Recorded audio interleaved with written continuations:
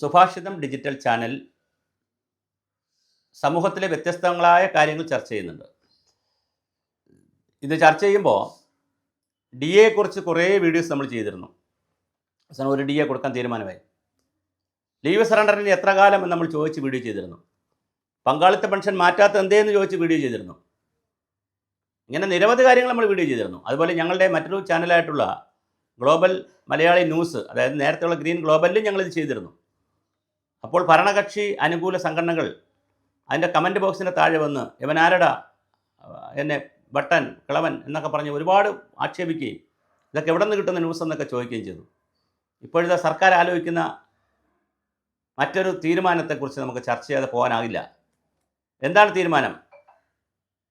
5 ദിവസമാക്കുക പ്രവൃത്തി ദിവസം എന്ന് പറഞ്ഞാൽ തിങ്കൾ, ചൊവ്വ, ബുധൻ, വ്യാഴം, വെള്ളി, ശനി, ഞായറും അവധിയാണ്. ഇപ്പോൾ സെക്കൻഡ് സാറ്റർഡേ മാത്രമല്ലേ അവധിയുള്ളൂ, അല്ല എല്ലാ ശനിയാഴ്ച അവധിയാണ്.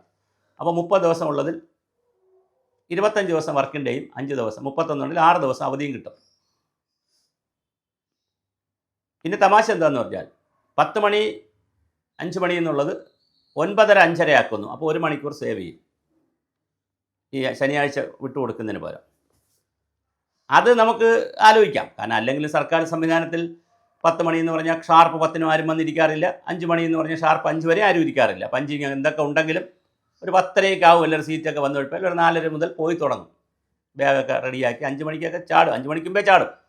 ഇത് നമ്മൾ കാണുന്നതാണ്. അപ്പോൾ അതുകൊണ്ട് അതൊന്നും ഒരു വലിയ കാര്യമൊന്നുമില്ല. അപ്പോൾ അത് 9:30 ആക്കി 5:30 ആക്കിയാലും ആളുകൾക്ക് അത് വലുതായിട്ട് ഫീൽ ചെയ്യത്തില്ല. പക്ഷേ ഇതിൻ്റെ മറവിൽ, ആട്ടുകച്ചവടത്തിൻ്റെ മറവിൽ ബ്രാൻഡി കച്ചവടം കൂടെ നടത്തുന്നു എന്നുള്ളതാണ് പ്രശ്നം. ഇതിൻ്റെ മറവിൽ ലീവ് സറണ്ടർ ഒഴിവാക്കുന്നത് എങ്ങനെ, ആർജിത അവധി 20 CL 20 നിന്ന് 15 ആക്കുന്നത് എങ്ങനെ? ശനിയാഴ്ച അവധിയാണല്ലോ. അപ്പോൾ CL കാഷ്വൽ ലീവ് 15 ആക്കാം, 20 ഇപ്പോൾ കൊടുക്കണ്ട. ഏൺ ലീവ് ആർജിത അവധി 33 നിന്ന് 30 ആക്കാം. ലീവ് സറണ്ടർ ഇല്ലാതാക്കാം, അല്ലെങ്കിൽ ലീവ് സറണ്ടർ ചെയ്യാൻ പറ്റില്ല എന്നാക്കാം. അങ്ങനെ വേറെ അജണ്ടകൾ സെറ്റ് ചെയ്യുന്നുണ്ട്. ഇത് തന്നെയല്ലേ സുഭാഷിതം ചാനൽ പറഞ്ഞത്? ഇത് തന്നെയല്ലേ ഞങ്ങൾ ഗ്രീൻ ഗ്ലോബൽ അല്ലെങ്കിൽ ഗ്ലോബൽ മലയാളി ന്യൂസ് പറഞ്ഞത്? ഇത് നടക്കുന്നേ. ഇതിവിടെ ഫിനാൻസ് വകുപ്പിലെയും അതുപോലെ തന്നെ പൊതുഭരണ വകുപ്പിലെയും ഒരുപാട് IAS ഇരുന്നിട്ട് ഇങ്ങനെ പുതിയ പുതിയ നിയമങ്ങളെക്കുറിച്ച് ചിന്തിക്കും. അതിങ്ങനെ അവർക്കെല്ലാം അറിയാം.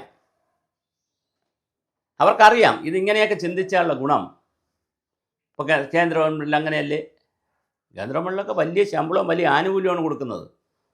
ഇവിടത്തേക്കാൾ ശമ്പള സ്കെയിൽ തന്നെ വ്യത്യാസമുണ്ട്, ആനുകൂല്യങ്ങളിൽ വ്യത്യാസമുണ്ട്, DAയിൽ വ്യത്യാസമുണ്ട്. അതുകൊണ്ട് അത് കണ്ടിട്ട് ഇവിടെ പനിക്കണ്ട. അപ്പോൾ അങ്ങനെയാണെങ്കിൽ നമുക്കൊരു ബുദ്ധി ചെയ്താൽ മതി. ഇത് IAS കൂടെ ബാധ്യമാക്കിയാൽ മതി, തീരാവുന്ന വിഷയമുള്ളൂ ഇവിടെ.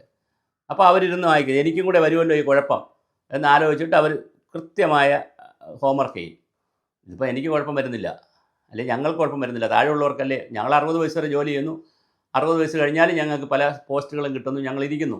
ഞാൻ IAS ആരെയും മോശപ്പെടുത്താൻ പറഞ്ഞതല്ല. കുറച്ച് പേർ അങ്ങനെയല്ല, സേവനം ചെയ്യുന്നവരുണ്ട്. അവരുടെ സേവനം സർക്കാർ ഉപയോഗപ്പെടുത്തുകയും വേണം 60 കഴിഞ്ഞാലും, കഴിയുന്നത്ര പ്രായം വരെ. അതിലതൊന്നും ഒരു തർക്കമില്ല. പക്ഷേ പ്രശ്നം അവിടെ അതല്ല.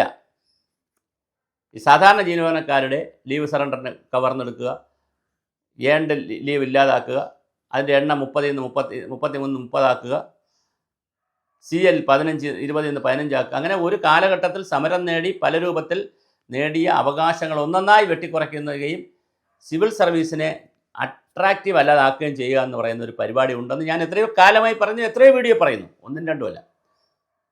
അപ്പോൾ NG യൂണിയൻകാർ പറഞ്ഞു ചർച്ച ചെയ്യണം. ആര് ചർച്ച ചെയ്യാൻ? നിങ്ങൾ ചർച്ച ചെയ്ത് വല്ല പങ്കാളിത്ത പെൻഷൻ മാറ്റിയോ? നിങ്ങൾ ലീവ് സറണ്ടറിൻ്റെ വല്ല കാര്യം പറയുന്നുണ്ട്? നിങ്ങൾ ആരോടായി ചർച്ച ചെയ്യുന്ന? NG യൂണിയൻകാരും KGOക്കാരും ഒക്കെ. നിങ്ങൾ ഭരണകക്ഷിയായിട്ടാണ് ചോദിക്കുന്നത് കേട്ടോ. എനിക്ക് UDF വരുമ്പോൾ അവരോട് ചോദിക്കാം. നിങ്ങൾ ആരോട് ചർച്ച ചെയ്യുന്നത്? നിങ്ങളെ വിളിച്ച് വല്ലതും ചോദിക്കുന്നുണ്ടോ? ഇവിടെ നടക്കുന്ന ഭരണപരിഷ്കാരങ്ങളെല്ലാം, തൊഴിലാളി വിരുദ്ധമായ ഭരണപരിഷ്കാരങ്ങൾ പോലും നിങ്ങളോട് ആലോചിച്ചിട്ടാണോ ചെയ്യുന്നത്? ഒന്നുമില്ല. നിങ്ങൾ ചുമ്മാ സമരം ചെയ്യാനും കേന്ദ്ര ഗവൺമെൻറ്റിനെതിരെ, അല്ലെങ്കിൽ ആഗോള പ്രശ്നങ്ങൾ, ആമസോണിൽ കാട് കത്തിയ കാര്യങ്ങളോ, ഇനി കേന്ദ്ര ഗവൺമെൻറ്റിൽ നിങ്ങൾ അധികാരത്തിൽ വന്നാൽ പിന്നെ ആ സമരവും കാണത്തില്ല. ഇപ്പോൾ വേറെ പാർട്ടി ഇരിക്കുന്നുണ്ടല്ലേ. പിന്നെ നമുക്ക് വേറെ വലിയ വലിയ കാര്യങ്ങൾ ആലോചിക്കാം. നമുക്ക് ഓണം നടത്തുന്നത് എങ്ങനെ, നമുക്ക് അതുപോലെ ഈ ക്യാമ്പുകൾ നടത്തുന്നത് എങ്ങനെ, രോഗപ്രതിരോധ കുത്തിവയ്പ്പ് നടത്തുന്നത് എങ്ങനെ, നേത്രദാനം, അന്നദാനം, മഹാദാനം, ഇതൊക്കെ നമുക്ക് നടത്താം, കുഴപ്പമില്ല. പക്ഷേ ഇത് നിങ്ങളോട് ആരെങ്കിലും ആലോചിക്കുന്നുണ്ടോ? നിങ്ങൾ വല്ല സമരം ചെയ്യുന്നുണ്ടോ? ഞാൻ കഴിഞ്ഞ ദിവസം പിന്നെ വികാസ് ഭവൻ വരെ പോയപ്പോൾ, ബാങ്കിലൊന്ന് പോയപ്പോൾ അവിടെ ഒരു ബോർഡ് ഇരിക്കുന്നു, 10 വർഷത്തെ ഇടതുപക്ഷ ബദൽ സർക്കാരിന് NGO യൂണിയൻ്റെ അഭിവാദ്യങ്ങൾ. ഇത് വച്ചാൻ സമയത്ത് DA പോലും കിട്ടിയിട്ടില്ല. ഇന്ന് ആളുകളുണ്ട്, കൊണ്ട് വയ്ക്കാനൊക്കെ അടിമാളെ പോലെയുള്ള ആളുകളുണ്ട് നമ്മുടെ സമൂഹത്തിൽ.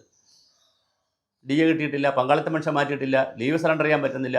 ഇപ്പോഴിതാ ശനിയാഴ്ച കൂടി വർക്കിൻ്റെ അവധിയാക്കിയിട്ട് പ്രവൃത്തി സമയം കൂട്ടാനും CL 15 ആക്കാനും ആർജിതാവധി അല്ലെങ്കിൽ ഏണ്ട് ലീവ് സറണ്ടർ ചെയ്യാതിരിക്കാനും അത് 33 നിന്ന് 30 ആക്കാനും അങ്ങനെ ഒരുപാട് കാര്യങ്ങൾ പരിഷ്കാരം എന്നുള്ള നിലയിൽ കൊണ്ടുവരുന്നുണ്ട്.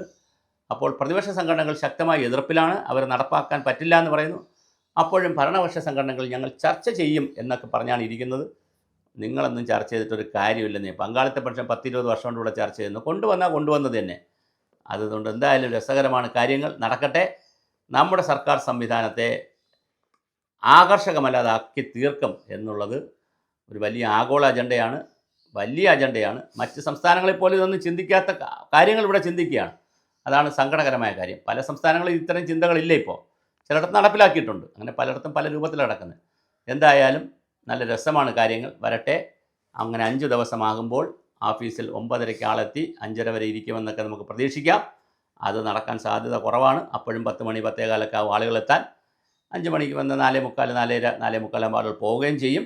പിന്നെ ഞാൻ ആരെയും കുറ്റം പറയല്ല, ഞാനും സർവീസിലിരുന്നാണ്. ഞാനും ഇതൊക്കെ നമ്മൾ പിന്നെ ഒരു വേറെ രൂപത്തിലൊക്കെ ഇങ്ങനെയൊക്കെയാണ് കാര്യങ്ങൾ. അതുകൊണ്ട് നമ്മൾ പിന്നെ ഒരു റിസർച്ച് സെൻറ്ററുകളിലായതുകൊണ്ട് വേറൊരു ടൈമൊക്കെ പാലിക്കുമായിരുന്നു. പക്ഷേ അല്ലാതെ ഉള്ള ആളുകൾ, ഇപ്പോൾ സാധാരണ ഫയൽ കൈകാര്യം ചെയ്യുന്നവർ 5 മണിയിൽ ഇരുന്നാൽ മതി, അതിനപ്പുറം ഇരുന്ന് വർക്കൊന്നും ചെയ്യേണ്ട കാര്യമില്ല, 10 മണിക്ക് ചെന്നാൽ മതി. പക്ഷേ അതുപോലും സത്യസന്ധമായി ചെയ്യാത്തൊരു വിഭാഗം ഇവിടെ ഉണ്ട്. എല്ലാവരുമല്ല, കുറച്ച് പേരാണ്. അപ്പോഴും നമുക്ക് PJ വിളിക്കാം. ഇടതുപക്ഷ മതേതര ജനാധിപത്യ ബദൽ രാജ്യത്ത് വളരട്ടെ. നമുക്കുള്ളതെല്ലാം തളർന്ന് മണ്ണിനടിയിൽ പൊയ്ക്കോട്ടെ.